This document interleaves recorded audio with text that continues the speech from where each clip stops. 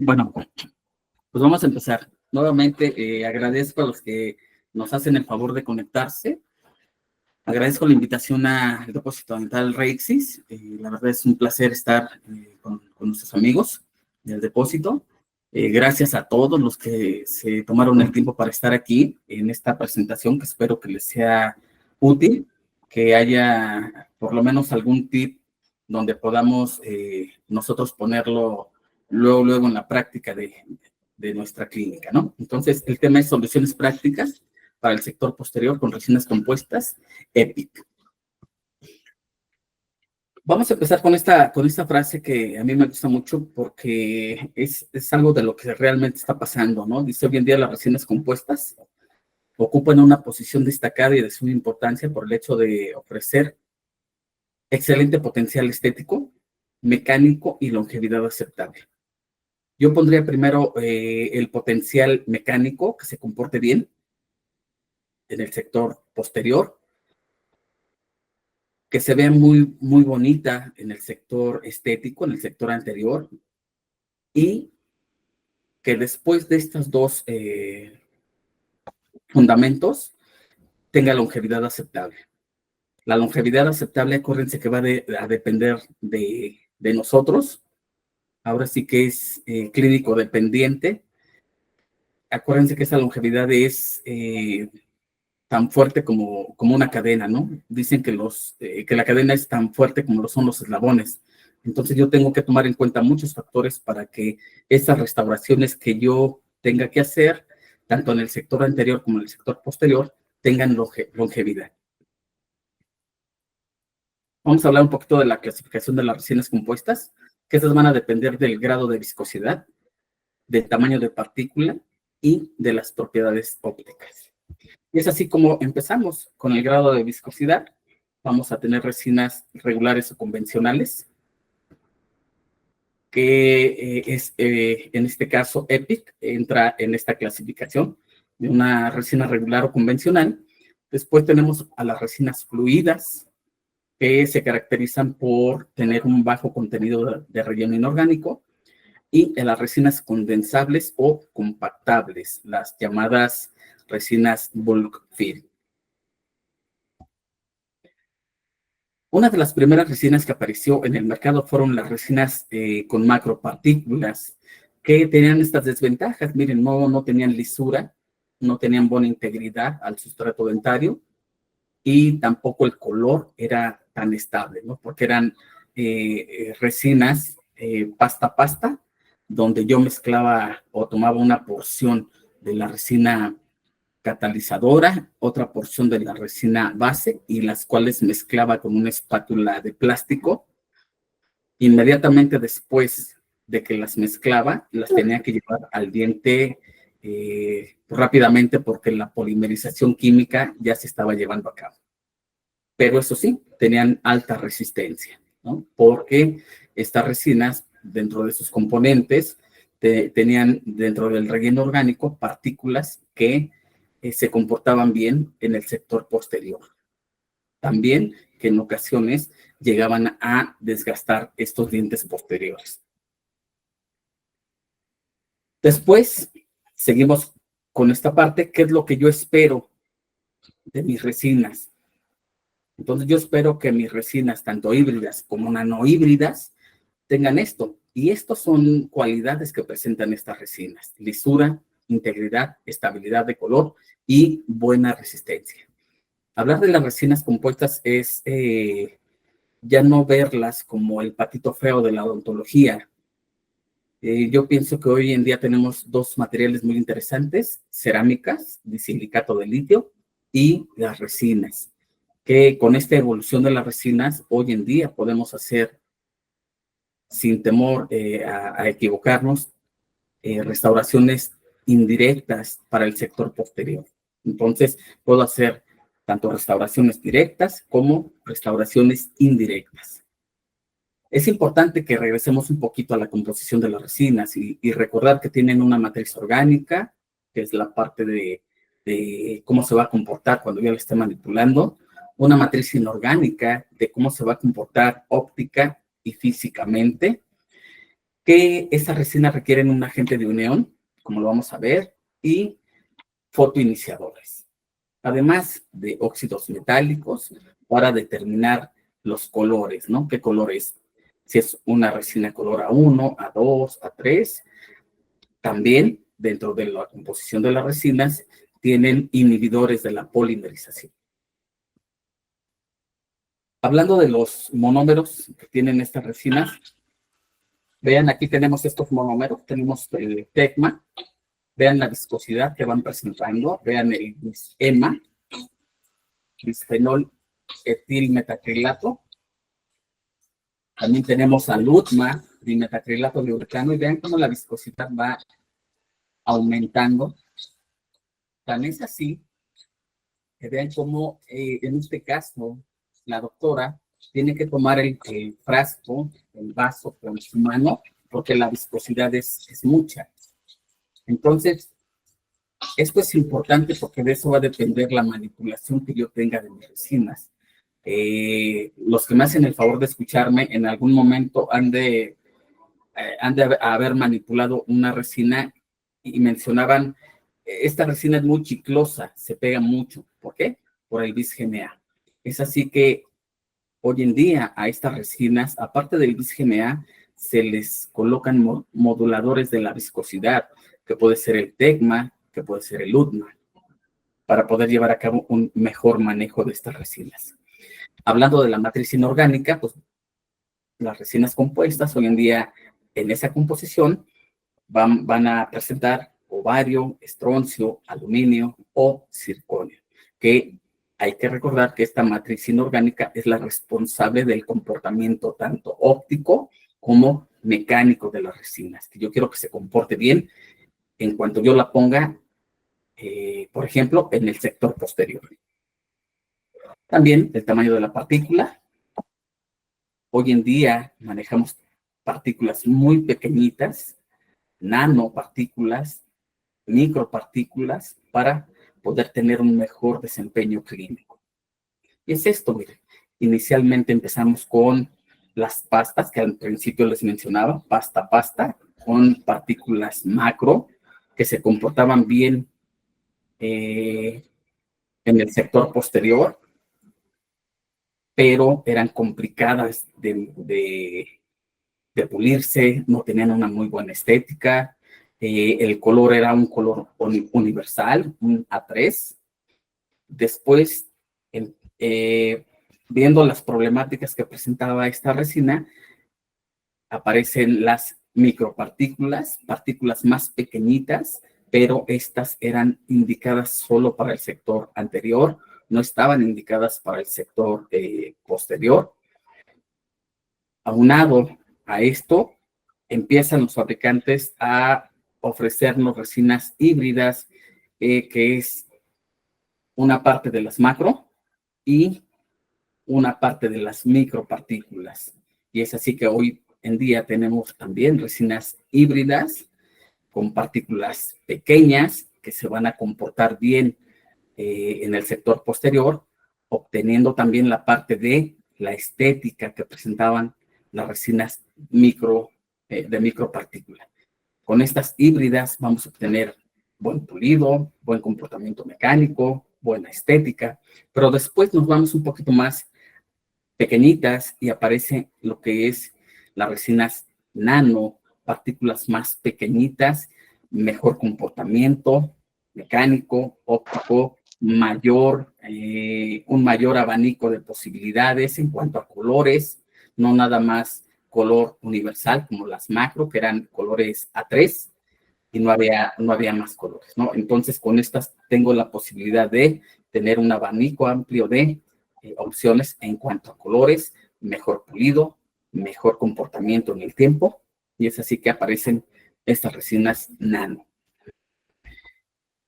Las resinas no tendrían razón de ser si no está presente este compuesto que es un silano, un agente de unión. Este agente de unión se comporta de una forma bifuncional porque por un lado se une al sílice y por otro lado se une al metacrilato. Sin este silano, que tiene la función de conectar, de unir, las resinas hoy en día no tendrían razón de ser. Hablando de los fotoiniciadores, uno de los fotoiniciadores que más se ha utilizado es la camforoquinona, pero vean, coloraciones amarillas. Hoy en día, y lo vamos a ver un poco más adelante, tenemos otros fotoiniciadores. ¿Por qué? Porque hoy en día se busca que después de un aclaramiento dental, nosotros tengamos resinas que puedan llegar a ese grado de aclaramiento, de luminosidad que presenta ahora el diente.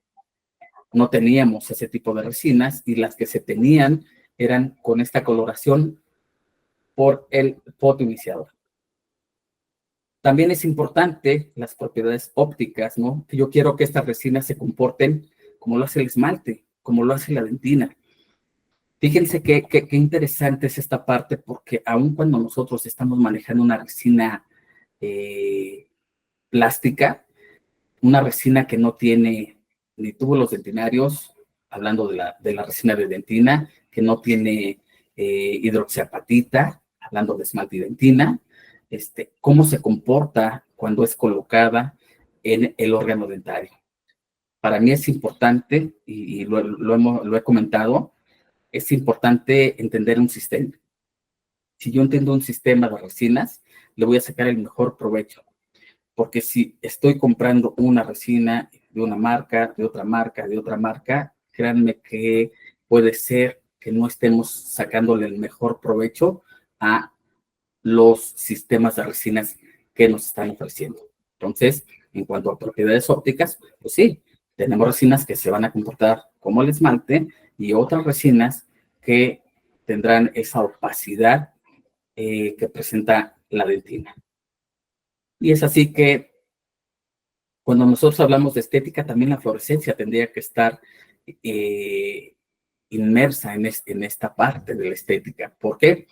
Porque la fluorescencia, como dice ahí, dice un cuerpo absorbe energía luminosa y difunde de regreso para un espectro visible. La fluorescencia del diente natural varía del blanco al azul. Entonces, hoy en día, yo creo que no hay una resina que no tenga o no cuente con fluorescencia, porque ya estaría en desventaja hablando de la estética. Entonces, es importante tomar en cuenta este detalle para que nosotros de verdad podamos ofrecer restauraciones que se comporten como lo hace el diente. Y es esto, miren, por ejemplo, en ocasiones se hablaba del efecto chilindrina, que cuando a un paciente se le colocaba una resina y sobre esta resina o sobre la cavidad oral, cuando este paciente sonreía, incidía una luz oscura, se tornaba este diente como si no tuviera un fragmento. Hoy en día, vean, por ejemplo, la imagen de arriba, que esta resina no cuenta con una fluorescencia calibrada con el diente natural. Y vean, cuando nosotros utilizamos en el incisivo inferior una resina como EPI, que está calibrada con la fluorescencia natural del diente, vean el aspecto estético que se logra. Otro punto importante en cuanto a la estética, la opalescencia, que este es generado por la dispersión y refracción de la luz debido a los cristales de hidroxiapatita presentes en el esmalte dental. Un punto importante de la fluorescencia, esa fluorescencia está dada en lo que es la dentina. El esmalte también presenta fluorescencia, pero es menos que la dentina. Entonces, aquí es importante, en lo que yo comentaba, manejar los espesores, entrenarse en los espesores que se necesitan para la colocación de dentina, si estoy haciendo una clase 4, y terminar con mi esmalte con un grosor no mayor a 0.5 milímetros, cuando estoy hablando de restauraciones clase 4. Entonces, siguiendo con la opalescencia, dice que la contraopalescencia es un fenómeno donde las restauraciones o la restauración incisal parece azulada, las crestas proximales parecen oscuras o virando hacia el amarillo o naranja, debido a la opacidad de la luz transmitida, ¿no? Entonces, se van a ver colores azulados cuando la luz incide de frente, y cuando la luz incide hacia atrás se observan colores amarillos naranjas. Y es importante esta parte, tener en cuenta estos aspectos clínicos de la resinas compuesta. Hay que observar. La odontología es de mucha observación, de estar memorizando, de estar reproduciendo, estarse entrenando para, vuelvo a repetir, obtener los mejores resultados del sistema que estoy utilizando. Hablando un poquito de la historia de la polimerización, no me voy a detener mucho en esta parte, pero sí es importante comentar esto, ¿no? Primero aparecieron las resinas activadas químicamente. Estas resinas activadas químicamente eran dos pastas, de las cuales hablé hace un momento, pasta. No sé si mi cursor se alcanzan a ver las espátulas en este kit, espátulas de plástico. Estaba prohibido utilizar estas pastas tomando una espátula metálica, porque al momento de que yo estuviera haciendo la mezcla, que tenía que ser una proporción 1:1, pasta base, pasta catalizadora, al momento de estarse mezclando con esa espátula metálica, iba a incorporar elementos de esta espátula y la mezcla se iba a tornar grisácea. ¿Vale? Entonces, esas fueron las primeras resinas que se activaron químicamente. Desventaja, no tenemos una excelente estética, al contrario, el tiempo de trabajo era muy rápido. Por la incorporación de burbujas en esa mezcla que yo hacía, seguramente iba a haber atrapamiento de pigmentos y, vuelvo a repetir, no se pulía el alto brillo. Después aparecen las lámparas de fotoactivación con luz ultravioleta, y estas salieron inmediatamente. Estas aparecen en los años 70. ¿Por qué? Porque tenían escasa profundidad de curado, una lentitud en la fotoactivación.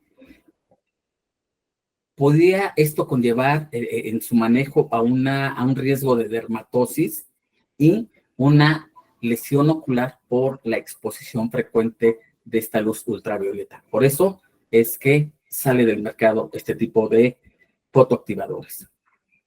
Aparece después la luz halógena. Esta era una lámpara que tenía un sistema de ventilación, tenía un foco que tenía una duración. Esta estaba programada para que durara 100 horas. Yo conozco colegas que a la fecha, después de muchos años, continúan con esta lámpara, que me imagino que ya no está con la eficiencia de polimerización correcta, y es importante saber que estamos evolucionando también en este tipo de aparatos. Entonces, esta generaba una temperatura por el foco que tenía. Todo esto provocaba que la durabilidad se viera reducida, el filtro se degradaba, se astillaba, y eso se traducía en una reducción de luz. Después aparecen lo que son lámparas de luz LED. Esas lámparas de luz LED tenían una alta eficacia en la generación de luz, no necesitaban un filtro, no necesitaban la necesidad de ventilación, y tenían una vida un poco más larga que sus antecesoras, las lámparas de luz halógena. Después aparecen las lámparas Polywave para mejorar. ¿Por qué? Porque estas lámparas se van a comportar mejor con los fotoiniciadores como canforoquinona, lo que es los fenilpropadiona y lo que es el lucerin. Nuevos fotoiniciadores que, como comenté, hoy en día aparecen porque estamos haciendo restauraciones con tonos más blancos. ¿Cuánto es lo que yo necesito para poder trabajar con mi lámpara? Pues yo necesito, y eso es importante que lo tomemos en cuenta, por lo menos necesitamos 16 joules de potencia. ¿Esto a qué equivale? Si hago la conversión, yo necesitaría 16,000 miliwatts por centímetro cuadrado. Doctores, acuérdense que acabo de mencionar que la cadena es tan fuerte como lo sean los eslabones. Yo puedo tener un buen sistema de resinas, pero también debo poner atención en cuanto a mi sistema de polimerización. Entonces, yo necesito, vuelvo a repetir, 16,000 miliwatts sobre centímetro cuadrado. ¿Cuánto tiempo? Aquí es importante porque los fabricantes nos dicen con 20 segundos es más que suficiente para que tú puedas polimerizar tu resina. Pero ¿con qué tipo de lámpara?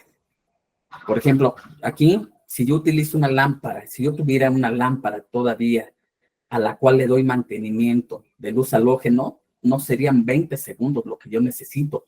Yo necesitaría 40 segundos y esas lámparas normalmente manejan 400 miliwatts sobre centímetro cuadrado.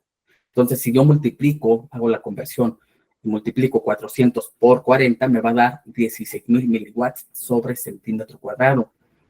Si yo tengo una lámpara que tenga 800 miliwatts por centímetro cuadrado, bastará con que yo le dé 20 segundos y obtengo los 16,000 miliwatts sobre centímetro cuadrado. Doctor, yo tengo una lámpara que tiene 1200. O sea, a lo mejor con 13 segundos que yo le dé a esa resina será más que suficiente. Pero ojo, incrementos no mayores a 2 milímetros.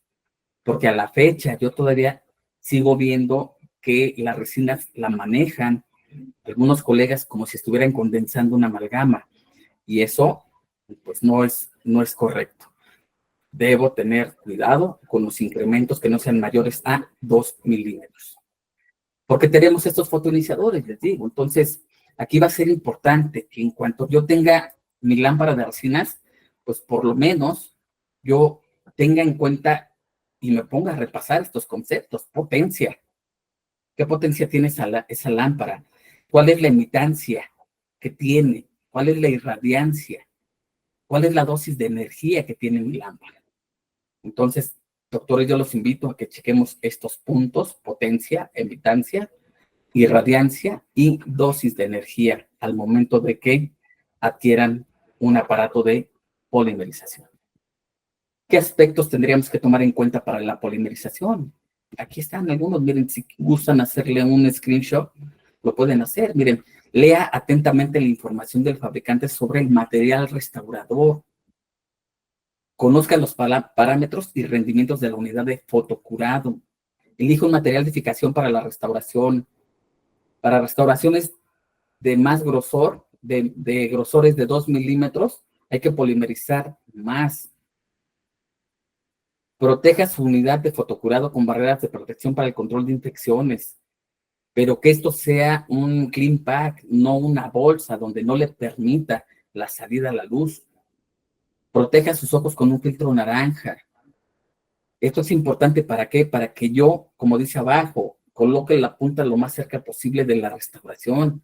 En ocasiones, por no ponernos la protección para los ojos, estamos polimerizándole la nariz al paciente o el cachete, y eso lo estamos tomando en cuenta como que ya está polimerizado y no estoy en el lugar correcto.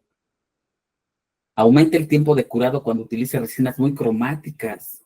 Si yo estoy utilizando una resina muy cromática, una resina color A3, a esa resina yo no le tengo que dar ni 20 segundos, ni 40 segundos, yo le tengo que dar el doble de tiempo, porque hay que recordar que estas resinas muy cromáticas, a los fotones les cuesta mucho pasar y llegar a una buena polimerización.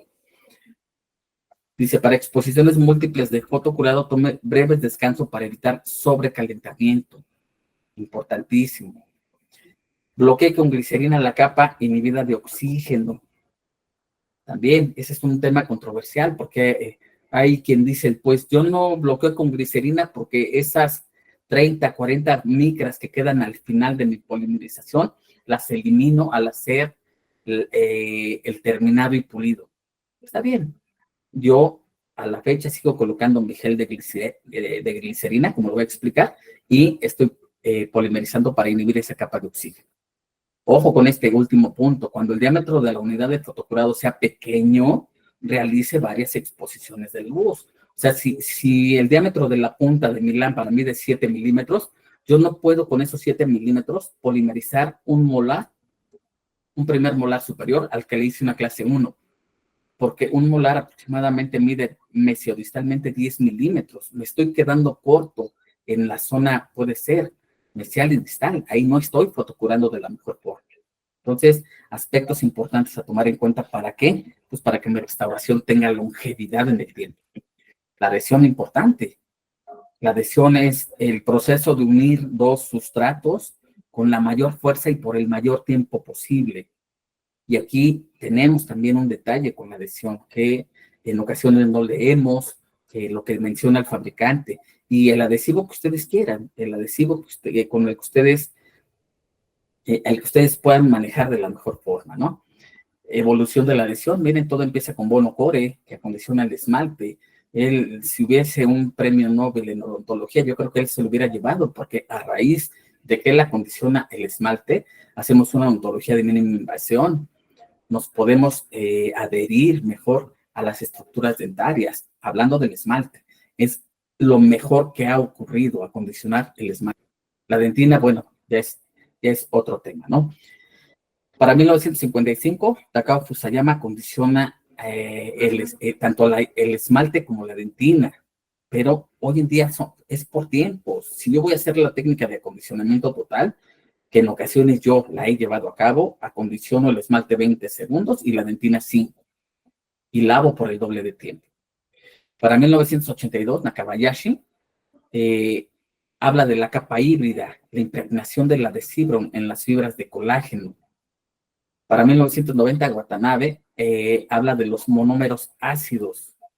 Entonces, es importante tomar en cuenta estos detalles. Miren, Bono Core, hablando y aportando mucho a la odontología, porque pasamos de Black, una odontología de extensión por prevención, que en su momento fue muy bueno, a una odontología donde vamos a prevenir la extensión, siendo más conservadores. Es esto, miren, adhesivos de donde tengo que grabar, donde tengo que poner un primer, donde tengo que poner un adhesivo, de la mal llamada cuarta generación, otro donde utilizamos un adhesivo de un solo paso, que no quiere decir que sea universal, es un paso que contiene ese adhesivo primer y el bond, pero tengo que grabar. Posteriormente pasamos a los autoadhesivos, donde es importante, y vuelvo a repetir, lo mejor que ha pasado es grabar el esmalte, hacer un grabado selectivo del esmalte, lavar por el doble de tiempo y ahora sí, coloco estos adhesivos, estos autoadhesivos, coloco primero el primer, después haré la colocación del bond o los universales, ¿no? Donde también tengo que hacer un acondicionamiento del esmalte para posteriormente colocar mi adhesivo universal. Les presento las resinas EPIC. Las resinas EPIC son resinas compuestas nanohíbridas, doctores, ideales para restauraciones estéticas directas e indirectas, tanto en dientes anteriores como dientes posteriores.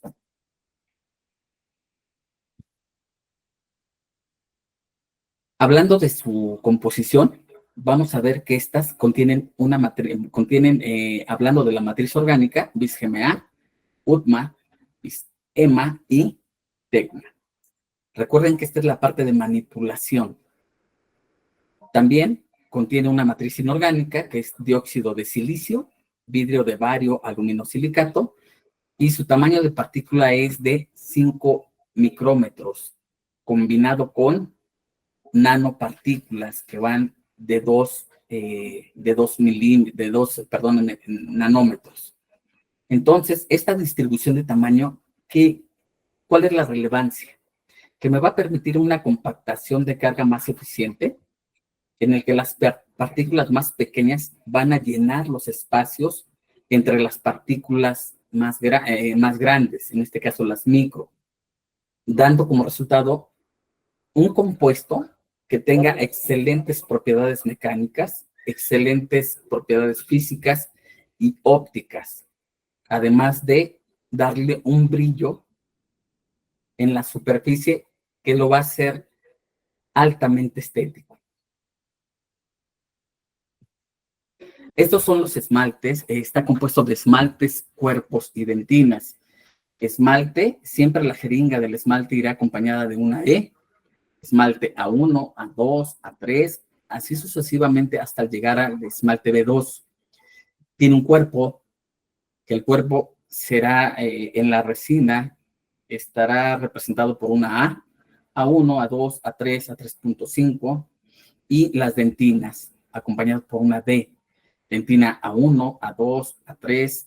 Entonces, estos componentes, esmaltes, cuerpos y dentinas, ¿qué es lo que lo hace diferente? Que el cuerpo es una translucidez intermedia entre el esmalte y lo que es la dentina. Si yo tengo una cavidad muy pequeñita, apenas pasé la unión amelodentinaria, con el cuerpo será más que suficiente con la que yo pueda obturar esa cavidad.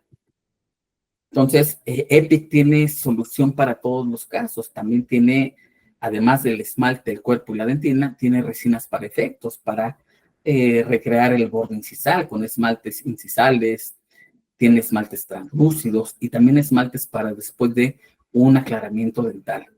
Hoy en día hay muchos pacientes que se están realizando aclaramientos dentales, pues necesitamos resinas que cuenten con esas características.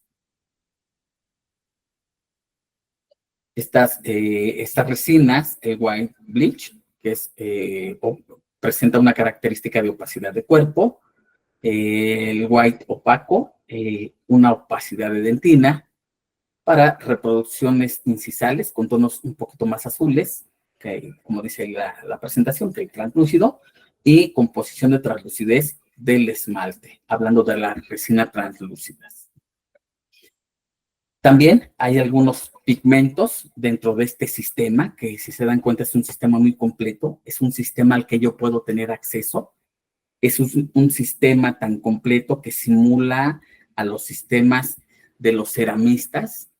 Los amigos ceramistas tienen dentinas, esmaltes, cuerpos, stains, para poder realizar en cerámica una restauración. Es lo mismo que está pasando con las resinas. Por eso les decía que son materiales muy interesantes a los cuales ya no se les voltea a ver de una forma despectiva. Hoy en día son parte de ese arsenal que tenemos para poder hacer, vuelvo a repetir, tanto restauraciones directas como restauraciones indirectas. Entonces, con estos pigmentos, vean lo que yo puedo hacer. En un sector anterior, en este caso, yo puedo hacer un poquito más saturado el cuello cervical. Con el azul, vean, yo puedo jugar un poquito con el borde incisal, dando esa apariencia de opalescencia. Con el blanco puedo también recrear lo que es el halo incisal.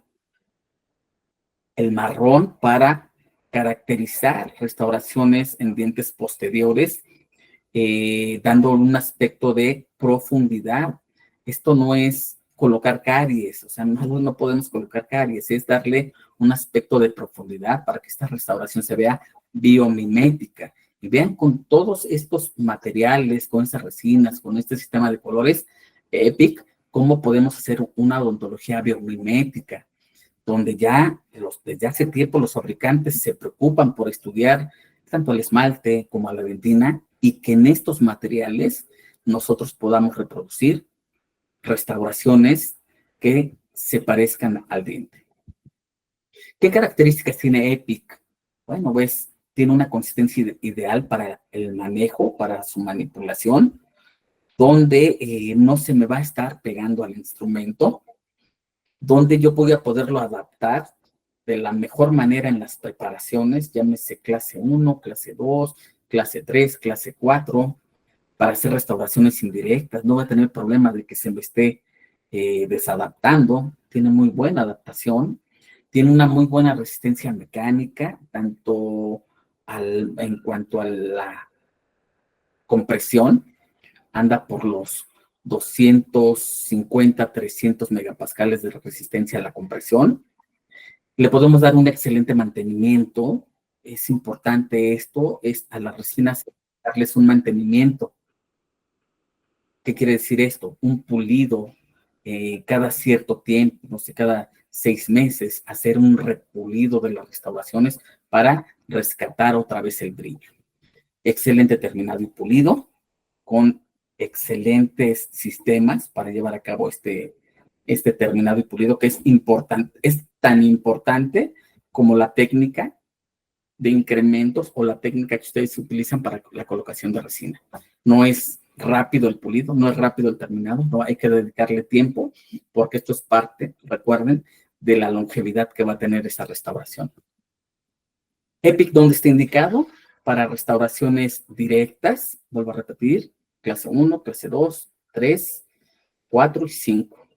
Restauraciones indirectas, inlays, onlays, carillas oclusales, ideales para aumento de dimensión vertical, para ferulizar dientes que están periodontalmente mal, pero no tan mal, para pensar en una extracción, yo con una fibra de vidrio, en este caso puede ser Interlic, puedo colocar al final, para cubrir esa fibra de vidrio, puedo colocar EPIC y que se mantenga ahí el tiempo que el paciente quiera, ¿no? Que el paciente ya quiera cuidar los dientes con esa problemática.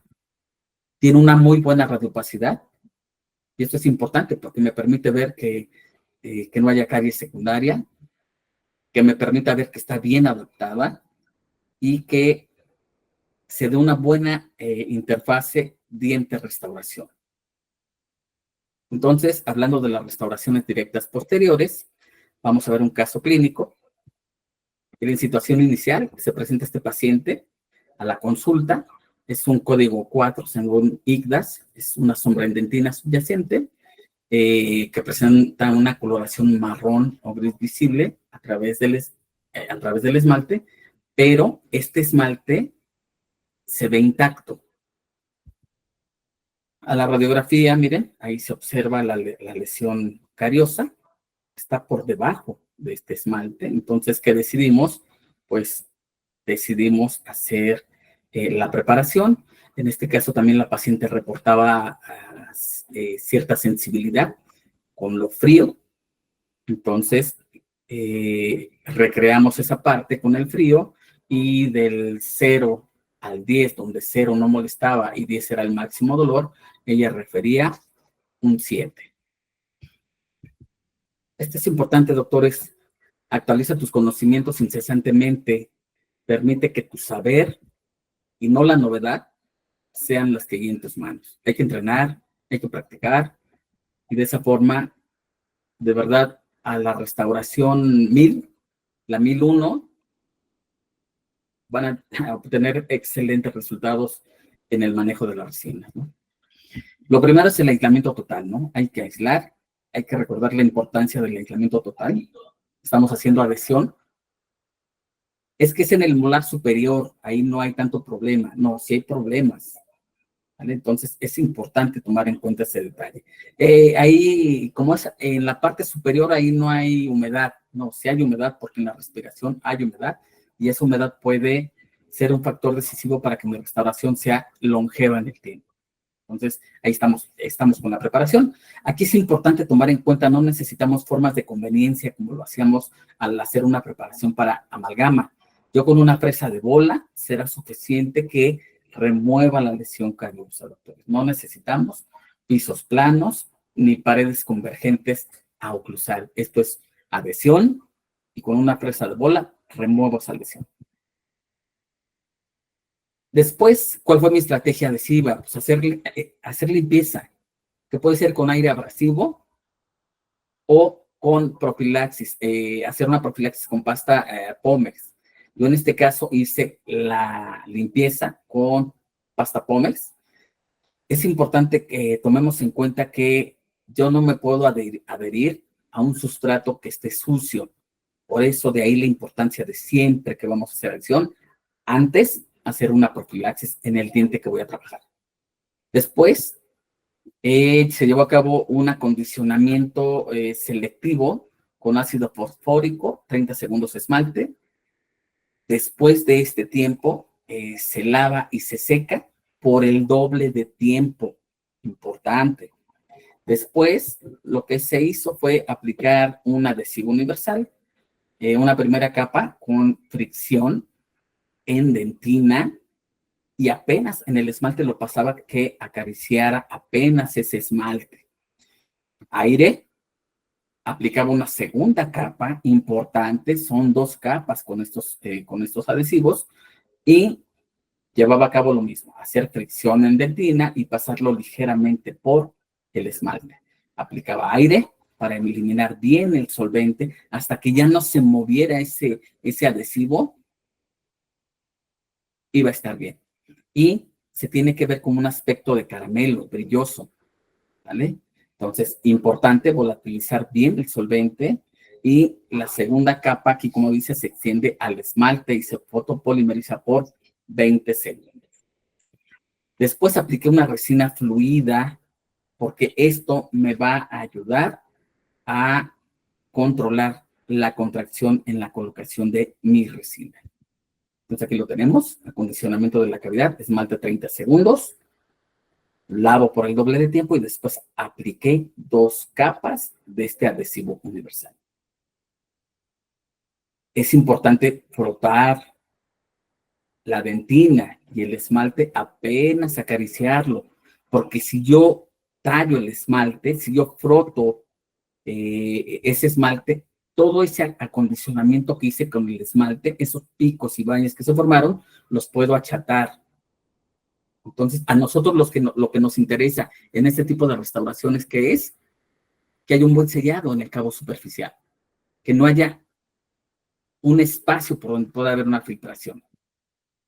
Considerar el factor de configuración, recordar el factor C, que se puede definir como una ecuación, el número de superficies adheridas sobre las superficies libres. En este caso tengo 4 paredes, un piso que adherir contra la cara oclusal que ya no tengo. ¿Qué material utilicé? Yo utilicé una resina de dentina de Epic A2. Lo coloqué en forma cóncava. Hay que recordar que la dentina es cóncava.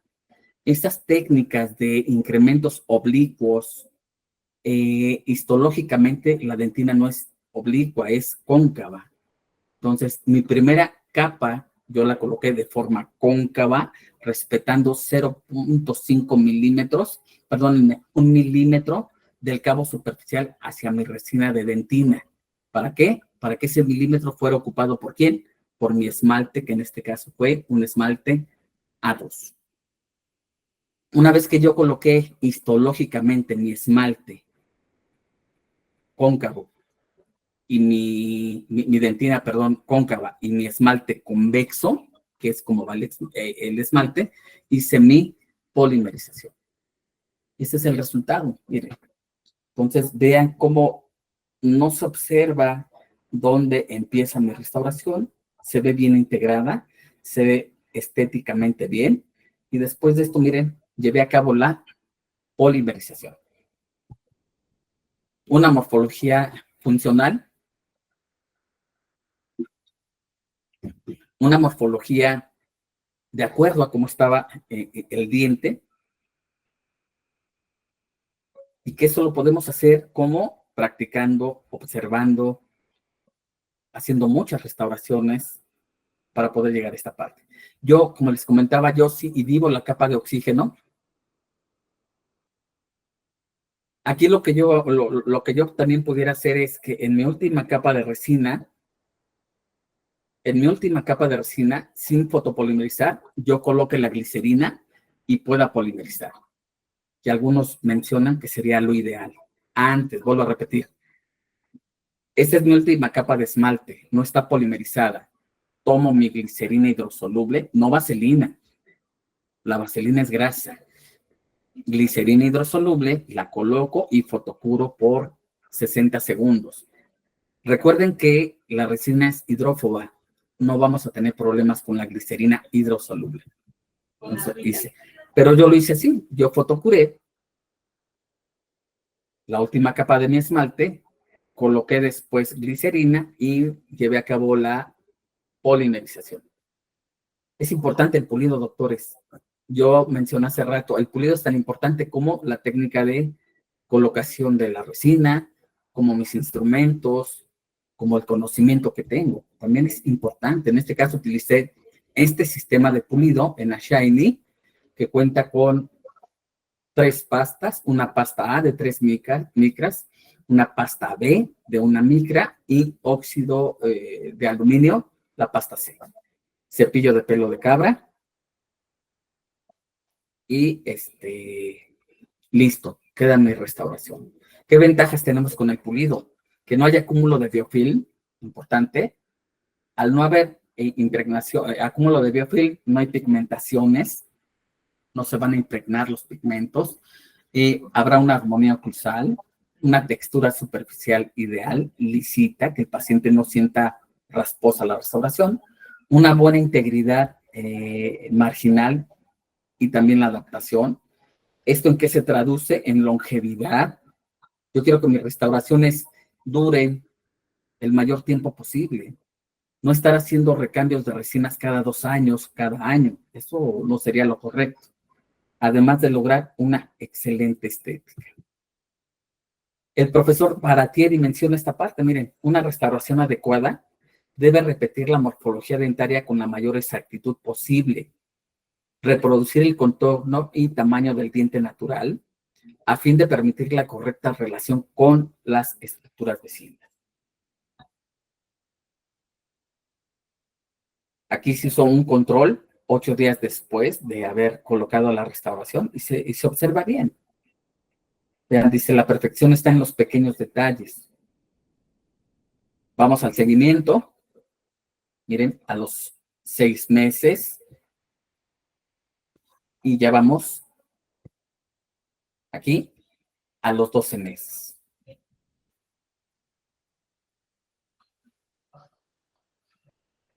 James Bailey dice, la simplicidad es el primer paso de la naturaleza y el último del arte. Otro caso clínico que les quiero compartir. Igual, miren, una situación inicial, otra restauración ICTAS 4, es importante, doctores, hacer pruebas de sensibilidad con frío, hacer percusión vertical, horizontal, ¿no? Entonces, cuando yo hago la apertura de la cavidad, me encuentro con esa dentina esclerótica. Esa dentina esclerótica, ¿cómo se trató? Bueno, primero llevamos a cabo un aislamiento total. Es importantísimo aislar. Se hizo la apertura de la cavidad. Si se dan cuenta, ahí no hay formas de conveniencia. Paredes convergentes, pisos planos, nada más es con una fresa de bola entrar a la lesión y listo. Se llevó a cabo el acondicionamiento de la cavidad. En cuanto al grabado, a la colocación del adhesivo, se colocó resina fluida en la base. No puse yo una base de ionómero, no. Hice mi acondicionamiento con el adhesivo universal. Después de aplicar las 2 capas, como vimos en el caso anterior, evaporé el solvente, fotopolimericé, coloqué mi resina fluida y llevé a cabo la colocación de mis incrementos de resina. En este caso igual fue dentina 2 y esmalte color A2. Ahí está. Apliqué mi resina de dentina, fotocuré, apliqué mi resina de esmalte, fotocuré, aplicación de glicerina para inhibir la capa de oxígeno y fotocuré. El fotocurado es importante, yo les decía, si yo no utilizo los lentes de protección, es importante que yo estabilice la punta de la lámpara lo más cerca posible. Yo no puedo estarme despegando, porque entonces la irradiancia, la potencia, no van a ser las correctas. Entonces ahí yo con los dedos, con mi dedo pulgar y el índice, estabilizo la lámpara y voy haciendo la aplicación de la luz como tiene que ser. Yo soy el que coloca la lámpara. Yo no le asigno esa función a mi asistente. Yo soy el responsable de llevar a cabo ese paso de polimerización. ¿Por qué? Porque lo tengo que hacer de la mejor forma. O sea, es un paso importante. Vean, ya colocado mi esmalte, ya colocada mi resina, perdón, de dentina, arriba mi esmalte, y vean lo que se obtiene. O sea, nadie nace con la espátula en la mano, uno va desarrollando la habilidad en la medida que vamos practicando, que vamos conociendo los materiales, cómo se van comportando. En base a eso es horas de práctica, tener entrenamientos, cursos. Yo los invito al próximo curso que se va a llevar a cabo ahora a finales de marzo. El, de verdad, me va a dar mucho gusto saludarlos, verlos y que puedan aprender a hacer este tipo de restauraciones, ¿no? Después de eso ya checamos la oclusión, hacemos el terminado, el pulido. Miren, ahí está la restauración. Quitamos el dique de hule. Esta es una foto inmediatamente después de quitar el dique de hule. Vamos a esperar la hidratación, vamos a hacer una revisión del paciente y miren, 8 meses después, sigue la restauración ahí. En este caso yo no coloqué ningún tipo de pigmento. ¿Por qué? Porque primero le pregunté al paciente si quería que yo colocara un poquito de stain para darle profundidad a la restauración y ella me comentó, no me agradaría, me gustaría que se viera lo más natural posible. Y miren, creo que se ve lo más natural posible y pues ahí estamos. Entonces, ¿qué necesitamos? Pues entender las resinas a base de repetición y repetición, estar practicando la anatomía, que luego se nos olvida, que sea una resina confiable, que yo la puedo colocar en el sector posterior, pero ya habiendo estudiado la parte de la composición orgánica, la inorgánica, sé que es una restauración que puedo confiar y colocarla en mi sector posterior sin ningún tema, y que todo esto pueda ser longevo en el tiempo. Vuelvo a repetir, la cadena es tan fuerte como lo sean los eslabones. Entonces, tener buenos equipos de polimerizado, buenas espátulas, una buena técnica, conocimiento, y vuelvo a repetir, estar practicando y practicando y practicando. Steve Jobs, vean lo que dice, el trabajo será gran parte de nuestra vida y el único sistema que vas a tener para ser completamente satisfecho. Será hacer un trabajo que tú consideres fantástico. Y el único modo de hacer eso fantástico será amar lo que estás haciendo. Doctores, doctoras que me hicieron el favor de escucharme, gracias, gracias, gracias. Y hasta la próxima. Muchas gracias, doctor Manuel. Gracias a los que se conectaron. Si tienen alguna duda, pueden irle escribiendo en el chat para que el doctor Manuel nos pueda ir ayudando respondiéndolas sin ningún problema. Mientras, igual les comento a los que se registraron y se conectaron al webinar el día de hoy y a los que no se pudieron conectar, pero también se registraron, tienen acceso a una promo muy llamativa en resinas Epic, ahorita en Depósito Dental Rexis. Les vamos a estar enviando la promo para que puedan acceder a ella. Y de igual manera, pues el webinar, si quisieran verlo, se va a subir a nuestro canal de YouTube, que es Depósito Dental Rexis. Aparecemos en YouTube para que puedan ir a darse una vuelta, checarlo, suscribirse. Ahí tenemos varios webinars y cursos que hemos dado, videos explicativos de unos equipos, de productos, entonces para que también les funcione. En el chat, doctor, ponen gracias, doctor, gracias, doctor. La doctora Laura pone, ¿podría volver a poner la diapositiva donde pone paso a paso la colocación para tomarle captura? A ver, a ver, a ver, a ver. Así está. ¿Sí la Mientras ven? la pone, también preguntan aquí, doctor.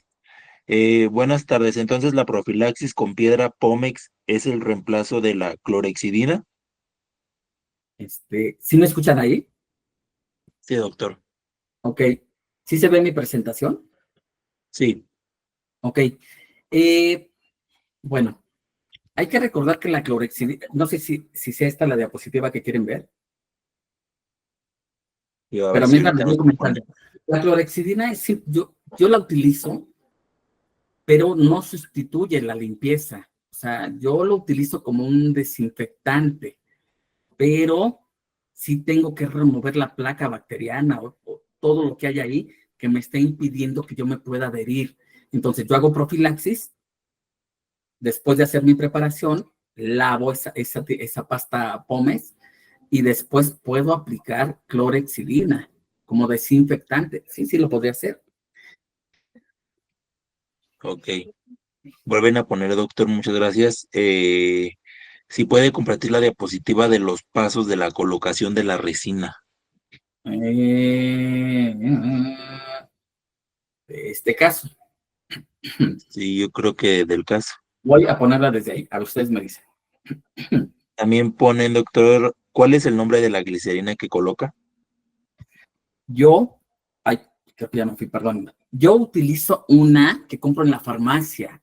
Es un lubricante femenino llamado KY, que lo coloco en una resina hipodérmica, perdón, sí, en una resina, perdón, en una jeringa hipodérmica, y le pongo glicerina hidrosoluble y ahí estoy, inhibiendo la capa de oxígeno. Gracias, doctor. Aquí ponen, buenas tardes, una felicitación por la ponencia. ¿Cómo determinar la potencia de la lámpara para determinar el tiempo de fotocurado? Yo había comentado esa parte, por ejemplo, en la diapositiva, me voy a subir un poquito, acá me voy a ir.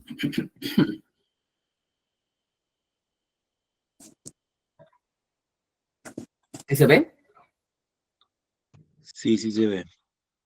Ok, la potencia es la cantidad de radiación que tiene la lámpara, y esa se da en miliwatts. En este caso, yo necesito una lámpara que tenga, hoy en día tenemos lámparas de 1200. Yo decía, si tengo una lámpara de 1200, ¿cuántos segundos le puedo dar? Pues le puedo dar 13 segundos. Entonces, es importante que nosotros cuando vayamos a adquirir una lámpara, no sé, me puedo meter a Google, poner la lámpara que yo necesito y que me despliegue lo que es la ficha técnica de la lámpara.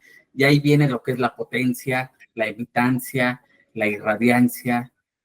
Vienen todos esos aspectos interesantes que tengo que considerar al pensar en comprar una lámpara de polimerización.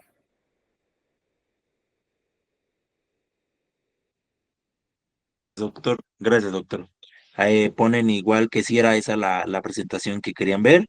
También ponen, doctor, el paso de la limpieza sería el mismo en el caso si tenía anteriormente amalgama. Claro, sí, así. Yo hago profilaxis antes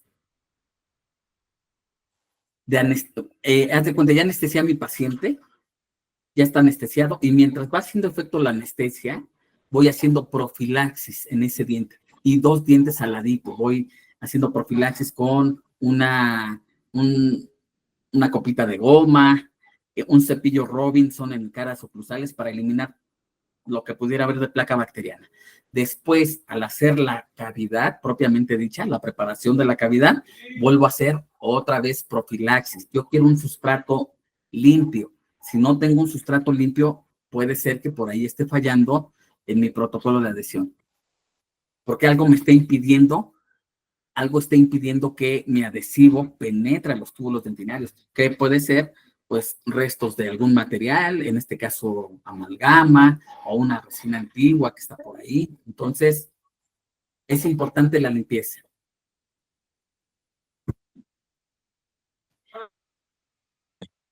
Gracias, doctor.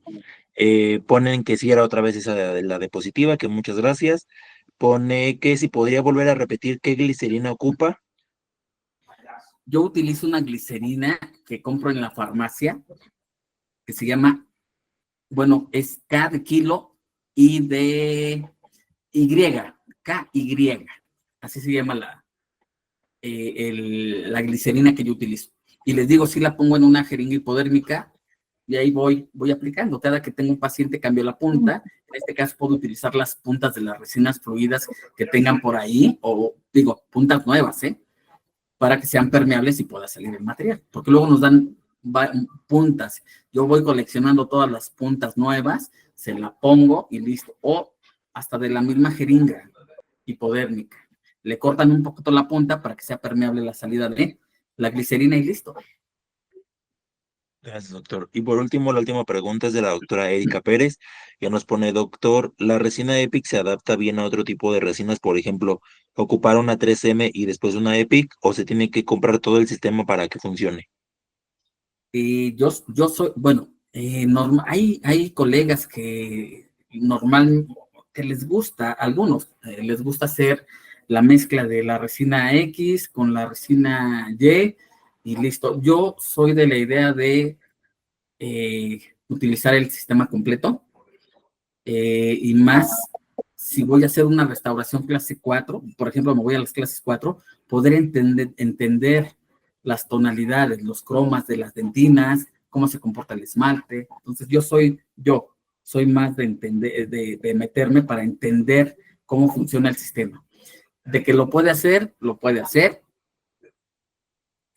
Es una resina. Vale. Gracias, doctor Manuel. Gracias a todos los doctores. Que tengan una excelente tarde y hasta luego. Pues gracias a todos los que se comentaron y pues seguimos en contacto. Para más contenido, da clic en el botón de suscribirte y activa las notificaciones para que no te pierdas ningún video. No olvides seguirnos en nuestras redes sociales. RACIX, para los y las fanáticas de la odontología.